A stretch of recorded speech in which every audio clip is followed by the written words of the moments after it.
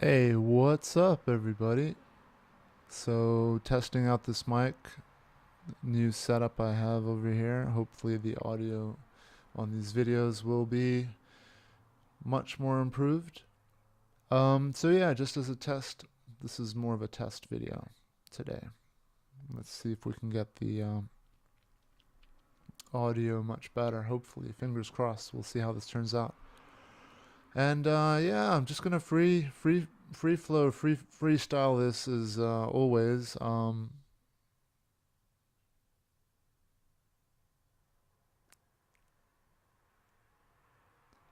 Let's talk about narcissism. I hear this so much these days. My ex, narc, boyfriend, girlfriend. Who isn't narcissistic on this earth? Who isn't? Right? Who's not narcissistic? We all are narcissistic. It's just a case of to what degree are we narcissistic? I worry sometimes when I see comments online or I see people out in the world and they're quick to blame someone else or something else for something that's gone wrong in their life, whether it's a breakup or whatever. Okay? We can stand by and just be cool with that and be like, oh, okay, this person needs to blame something else in order to move on. And you can turn a blind eye and think, okay, just gonna allow, it seems to be working for this person that they feel like it's because of their ex narc that everything was, blew up or broke down or went wrong. But I don't think that's going to be a good long-term healthy solution to think in that way. I mention it in a lot of my videos, tons and tons and tons, about the symptoms of the victim mindset, the victim mentality, which happens to everyone when we go through something traumatic and painful. It's normal. It's one of the normal stages. I guess you can call it one of the normal stages of grief. You're going to be hit really hard with something, and there's this instinctual survival mechanism for us to want to blame. Oh, it's not because of me, it's because of this, it's because of that, it's because of this person. And many of us will even blame ourselves. And yeah, is it better to blame someone else over blaming yourself? I would say it's best not to blame at all. It's just the way it is. It's how things are.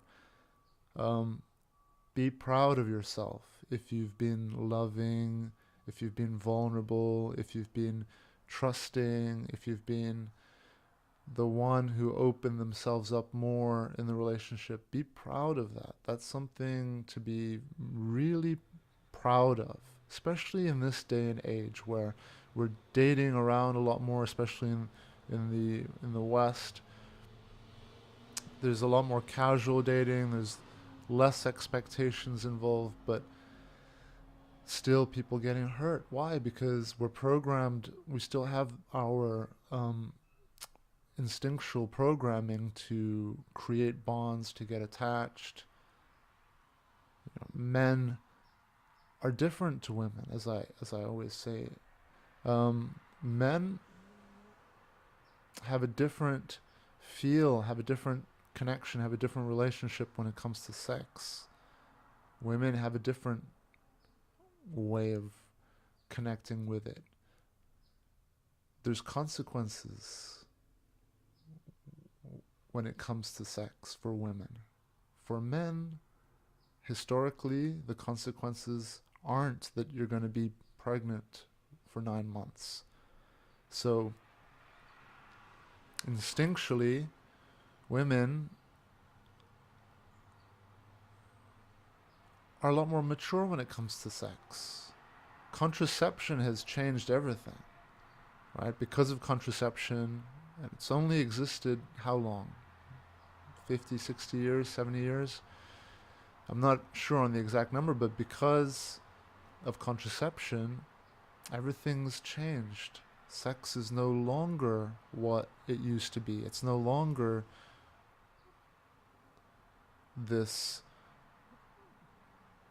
act to produce children, to create a family, right? That's what sex is for. It's why it feels good, because instinctually we're driven to reproduce for our survival, period. That's all it is. And it feels amazing because nature wants us to do it so that we survive. It's the same reason why sleeping feels good, or eating feels good, or, certain other things feel good. We feel good when we have sugar, or whole list of many, many other things. Why? Because long ago, food was scarce. It was hard to find. So we were drawn towards high-calorie foods that would be able to provide us with fat so that we can store it and be able to survive for a long period of time. So things like that were sweet and fatty 100 years ago, 200 years ago, 300 years ago were excellent for us, exactly what we needed, because they were more scarce and they were like a treasure. If you come across honey or ribs, people who are meat eaters, why are ribs so delicious? Because ribs are covered in fat. So like beef ribs, pork ribs, all of that, all the rib meat, it's the fatty meat. It's where it's so delicious and tasty for a reason, because we're attracted to feed off that. Why? Because nature has evolved in a way to drive us to those parts, to feed on those parts. Why? Because as I said, we store them. It aids in our survival. So same thing when it comes to sex. We're so drawn to it for a reason. The reason is survival. But our world is rapidly changing, and we're going through this painful evolution. Painful evolution, why? Because our instincts are in conflict with our environment. I'll give you a great example of our instincts being in conflict with our environment is sexual harassment. We're hearing that a lot right now in the news with Harvey Weinstein and all these Fox News anchors. It's basically, at the end of the day, look, men are designed to be attracted to women and vice versa. And there's things we do to attract each other, right? Now, in the workplace, we're supposed to be focusing on work, right? But when there's going to be men and women at the workplace, there's bound to be some attraction going on. However, what these guys have been doing is just abuse of their power, abuse of taking advantage of their power in a really bad way, and absolutely not to stand by these guys in any way at all, but I'm sure many men out there as well, myself included. I mean, where do we draw the line? Because I've gone into the office several times when I had my office and my desk job, and fortunately I don't have to deal with that now. The last 10, 12 plus years, my office is my laptop. So wherever I go, I don't have to be uh, distracted. And there are many distractions. If we're being super honest, women use their sexuality in the workplace every day in order to um, move up, be more successful. And there's, I think, a limit to how, how appropriate it is, or how where the line where we draw the line of, like, okay, well, look, if someone's coming into work dressed, to kill, and I've experienced that before. I've always been super professional at work, but there have been moments where, a female coworker will come in just dressed, uh, inappropriately, I would say, because look, men and women, we're attracted to each other. So if you're going to dress super sexy or even a little slutty at work, it's going to be distracting.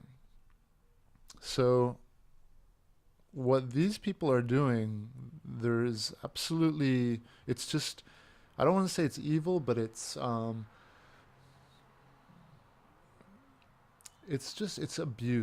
It's abuse. It's abusive behavior, taking advantage of your power to control, to dominate, to abuse people, to manipulate people. And it should not be tolerated.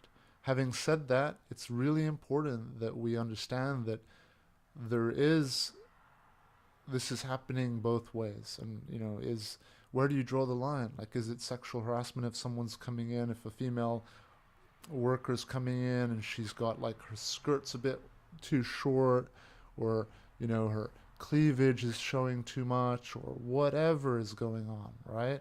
It's hard, isn't it? It's hard to manage that and figure out where should the lines be. I think at the end of the day, it's just always going to come down to the businesses, right? And the management.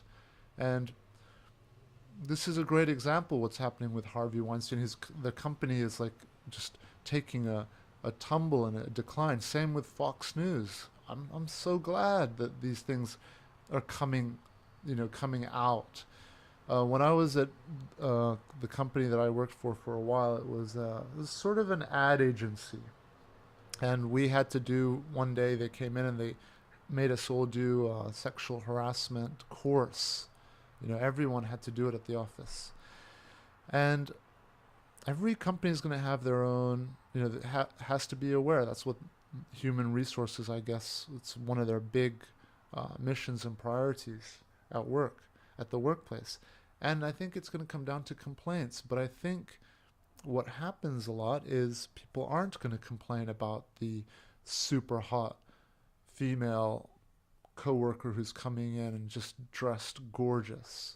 Most guys are not going to complain about that. They're going to be like, they're going to probably enjoy that distraction, right? Some may at that moment be able to be super professional and be like, you know what, this is just distracting. I have a wife, I have a girlfriend, I'm coming into the workplace to work. And yes, sexuality can be used significantly to be successful. And to say that women don't use their sexuality in the workplace is just a lie. It happens all the time. It's part of confidence, female confidence, in a lot of ways. Should confidence be coming from dressing to kill, dressing sexy, using that to have more confidence and power? Well, it's not for me to say. All I can say is that sexual harassment works both ways. And sometimes we hear about these complaints, like, again, Bill Cosby is another one. And we're going to see more and more and more and more of these things coming out, emerging. But Bill Cosby is another one, drugging people. I mean, I'm not going to dive into like the psychology of why anyone would do something like that, especially someone who, in my view, like was already super successful, Bill Cosby. But again, just to keep this fair and balanced, because we should be fair and balanced. And from what I heard, a lot of these women who were approaching Bill Cosby wanted something in return. And even some of them wound up being on the Cosby show, right? Now, Harvey Weinstein, his business, same with Fox News, same with Bill Cosby. It's all in the movie business. It's all in the business of being famous, right? Which is what everyone wants. Everyone wants to be famous, right? It's greed at the end of the day. Greed. Not being satisfied with what you have, right? You want more. What? Attention, right? That's what it is at the end of the day. You want more attention. It's what it's what drives social medias. How many likes, how many followers, how famous am I? How popular am I? Popularity, fame, likes, follows, subscribers seems to have been linked with our survival now. The more famous you are, the more powerful, the more influential, the more you can shape things, the more you can control things, the more you're secure, the more you're safe. So it's not difficult to understand, well, why things are going in that direction. But now that everything seems to be, I guess, blowing up in everyone's faces, people will hopefully start to realize that, hey, fame, popularity, all these things, yes, you'll be more famous, but shouldn't the goal be happiness, or just being content, being at peace? So I think it's important for us to just use our intelligence and observe, everything, and observe how people are like sheep. People are like sheep. The majority of people are like sheep. They're going to just follow success, right? Rather than think for themselves and focus on what is it that I'm always rambling on about in these videos. Goals and gratitude, right? Focus on your goals. Focus on what in life drives you. You see, if you look in nature, there isn't that lust and greed. Yeah, sure, it does exist in certain cases. Nature, again, survival can take us on many different paths. And there's a lot of sneakiness in nature as well. The other day I heard about this, I guess it's like a cuttlefish. Yeah, actually, yeah, it was on the Joe Rogan podcast, and he was talking about this cuttlefish that attracts the female cuttlefish, and the bigger ones attract all these female cuttlefish, and the females go underneath the male, and then they reproduce that way. But it turns out there are these sneaky, smaller male cuttlefish who pretend to be females because they're smaller, and they sneak in and they go under the males, pretend to be females, and sneakingly, or sneakily, or however you would pronounce that word, will start to reproduce with those females. So nature is sneaky as well, but I don't really see that greed in nature. I see in nature more this drive to be your best. Just be your best. I see that in nature. Be faster, be smarter, be quicker. And that's, you know, and if you're not, nature will select those who are faster.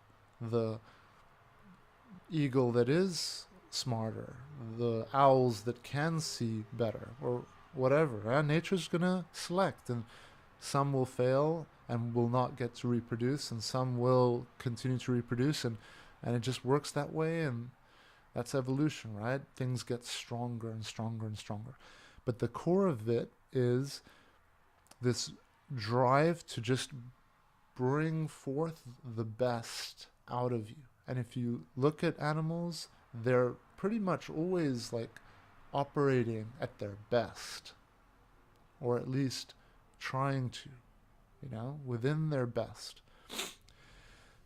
Humans, we're different. We tend to look at other humans and then follow, right? Kind of like I said, like sheep will follow. Oh, what that person's doing is working for them, so I'm going to copy them. Whereas we're all completely unique. If you look at your fingerprint, every day there's how many people being born into this world, and every single fingerprint is unique. What does that tell us? It tells us that all we have to do is be ourselves, and we're going to be unique, right? And being unique is an amazing thing. What it means to be unique is that we all have our own unique potential to be successful. So what works for one person isn't necessarily what's going to work for another. And if we are going to constantly be trying to follow, like headless chickens, other people, or blaming other people for their faults, going back to the start of this video with, oh, it's my ex-narc, or oh, it's, this person's fault, or because of this, or because of that, rather than just accepting that, hey, look, these things just happen sometimes, all right? And all it is just learn from it, accept it. Yes, there will be a place and a time and place to be angry and to be sad. And then there will be a time to forgive and accept and move on. So there's going to be, all those feelings of blaming other people. It's okay. There's nothing wrong with it. But to stay in that state of mind, to be branding people and judging and saying, well, these guys are narcs and they're narcs, and I'm going to stay away from narcs. I don't think that's a healthy way to live, because we're all narcissistic. All of us are. Who isn't? Who doesn't care about themselves? It's impossible not to. We're experiencing this world through our own eyes, our own perception. So there has to be some narcissism. There has to be some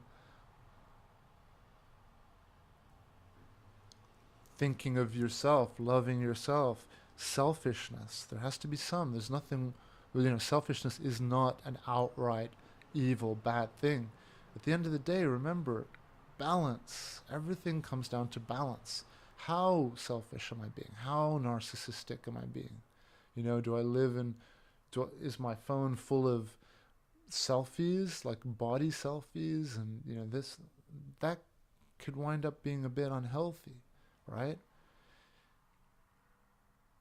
Or is it more of a healthy mix of, you're narcissistic, but in it's in check, it's in balance. You've got a healthy dose of it, right? And yeah, it's true that there are a lot of people out there who are super toxic, and basically are using people to worship them, to get their attention, to get their, uh, to feel loved, to feel desired, to feel special, right? There are women out there, there are men out there who crave and thrive off that attention. And without that attention, they feel empty, they feel lost, they feel horrible, right? Opposite of that wholeness. But true health and wholeness comes from not depending too much on those sorts of things. And remembering that, well, what's really important is don't get too excited when people are giving you attention. Don't get too excited when your phone is blowing up with messages or your dating app is sending you all these notifications. Don't get too excited by that, because it's getting too excited about those things that's giving you that flip side, that depression, that emptiness when those things aren't there. That's how addictions get developed. So training yourself not to get too excited by things, or at least just be aware of those things. When people are giving you extreme praise and compliments, in those moments, use your awareness. Keep it all in check and be like, okay, this feels freaking amazing. But I'm going to bring my awareness to this situation and just accept it. It is. It just simply is what it is. Okay? It's not this glorious high that I'm going to crave, and then that's going to wind up controlling my life and influencing my life.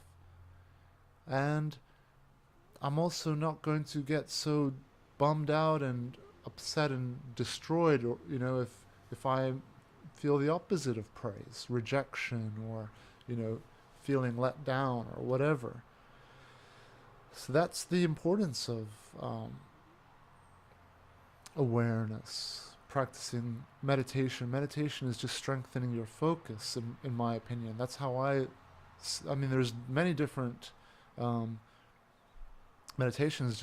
It's amazing practice. But one of the big things about it is just strengthening your ability to focus. And if your attention is power, and you're able to direct your power onto whatever you desire, then being able to strengthen your focus muscles by doing something like meditating, sitting, will give you the ability to direct your power onto yourself and to power yourself up. You'll have like a nuclear energy driver right here that will just energize you. Anyway, so this is the first time using this mic, and hopefully it sounds pretty good, or maybe it's totally distorted and this video is going to be junk. But anyway, this video is more of just a freestyle video, and I just wanted to test this new setup out. Let me touch the mic a little bit, see if that's going to sound like crap on the video. And yeah, I'm just going to be expanding things. I've been taking a big break on the, well, not a big break, a week off the coaching people. I needed a break. It was getting pretty overwhelming, and yeah, so breaks are important. I've done videos on breaks. It's important to have a break. And remember, the people you spend your time around, very important. And I love helping. I love motivating. That's what I love doing the most of all. Inspiring, motivating, sharing, learning. It's an exchange. Right? It's not just, it's give, receive, sharing. I love doing all of that. But I have to keep it in check too, and I'm learning that. I've been doing the coaching now for about a couple of years now, but it became a lot more intense over the last year. Started doing more phone sessions, more video sessions, and yeah, and I'm finding my balance in doing that. And the reason why I'm bringing this up, why it's important, why I think it's important for all of us to know and for all of us to understand, is that it's important who you're spending your time with, even if it's clients, even if it's the workplace. If I'm spending all day long, let's say, with people who are struggling, people who are, you know, like let's say if I'm on the jiu-jitsu mats and all day long I'm spending time with white belts rather than black belts, right? It's good to have a mix. So don't want to just be training with, if I'm a purple belt, I don't want to just be training with white belts all day long, because then how's that going to affect me? It's going to be good for the white belts, right? But there is definitely a lot of good for me to be training with white belts as well. But I need to also train in the big pond too, right? I need to be spending time and, spending an equal amount of time with the fellow purple belts, with the brown belts, black belts, which I do in my life. But as we find balance. So for me, I'm finding my balance. I found for the last 6 or 7 months, my coaching sessions have gotten more and more and more and more, to the point where I was spending almost a lot of the day, just one session after another, after another, after another.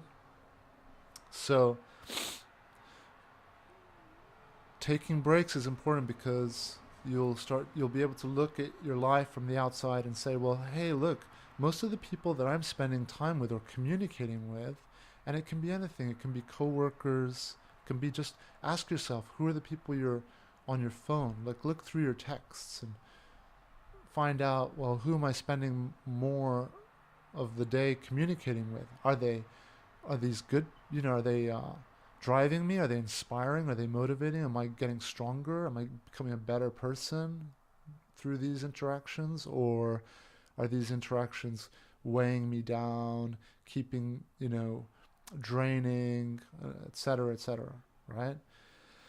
I advise a lot of the people that I've worked with, go out and help people, because when you help, you're psychologically putting yourself in a position of power and strength, and it's very rewarding, not only just because of those deep psychological reasons of your seeing yourself as a teacher, as a position of power, but remember, we all have something to learn from each other, all of us, and we all have something to teach one another. Okay?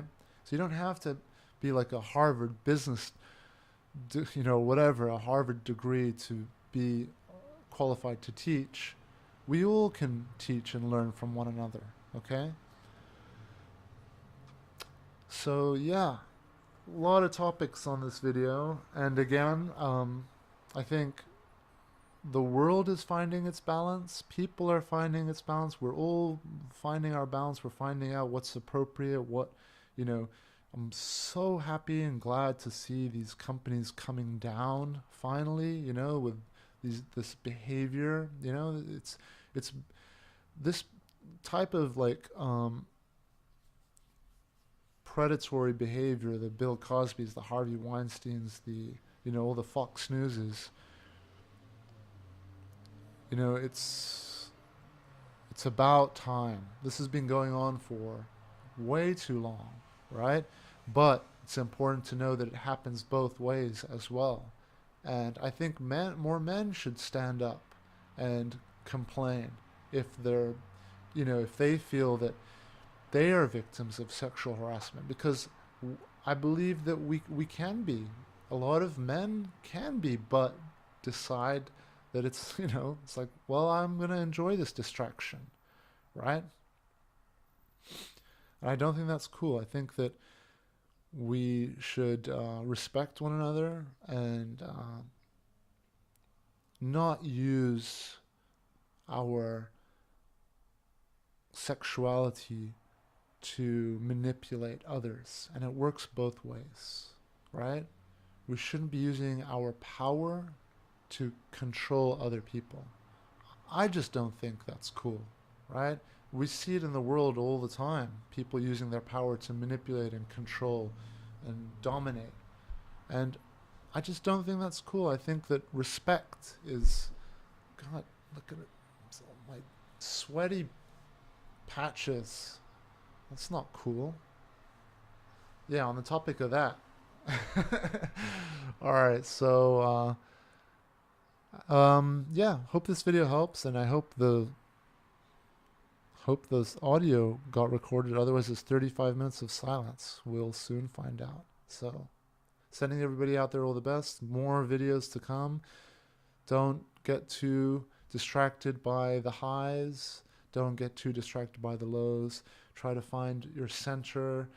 Focus on bringing your best out of you rather than being greedy and wanting what others have and looking at what others have and thinking, oh, I want what others have.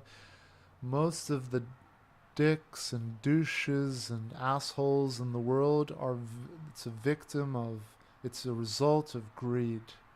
It's a result of people trying to climb over each other, and pull each other down. There's no need for that.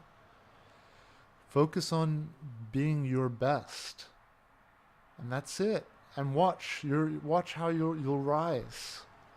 Make better decisions in life. Be a better person in life. Smile, go out and share your kindness, share your happiness. Keep it in balance, Move more towards people who you feel deserve your light and your energy, who are giving back, not just taking and sucking. And I'm going to make a ton of videos. A lot of cool people out there have been sending me emails and messages, and I should do podcasts, I should write a book and all of this. And yeah, perhaps that's a better avenue that I will eventually fall into. But for now, this is simple. I can get this done. I can pour it all out. And it's a convenient way for me to share my feelings and my thoughts and my perspectives. And it's a great tool for myself. I've mentioned it numerous occasions that, hey, go and make videos because, it's a good way for you to practice stringing words together. It's a good way for you to observe yourself and, improve yourself. We video ourselves in the gym when we're fighting, and then we can see things. Seeing yourself from the outside perspective, it's like, oh wow, yeah, I didn't realize I drop my hands so much when I'm boxing. Or I didn't realize I do this when I'm training jiu-jitsu. So yeah, consider it. Consider, anything that you feel may help strengthen you. All right, I'm going to take my sweaty armpits out of here now, and sending everybody out there all the very best. Yeah, stay tuned for more. Hopefully this mic is making things better. Adios for now. Bye.